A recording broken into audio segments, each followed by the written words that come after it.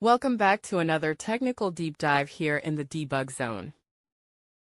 Today, we're tackling a big question and breaking it down with insights from other users. Hopefully, this clears up some misconceptions and helps you get the answer you need. So buckle up, stay a little curious, and let's jump right in.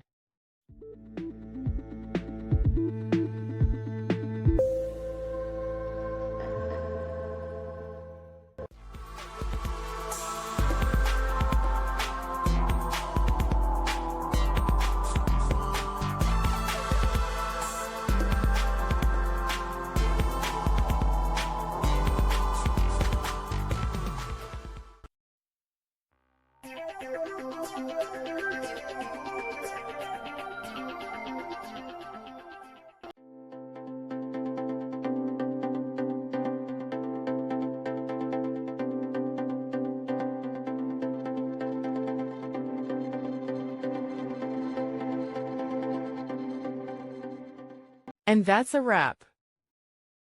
I hope you found the answer you were looking for. If you did, take a second to hit that subscribe button. It really helps out. And let me know in the comments which solution worked best for you. See you next time in the debug zone.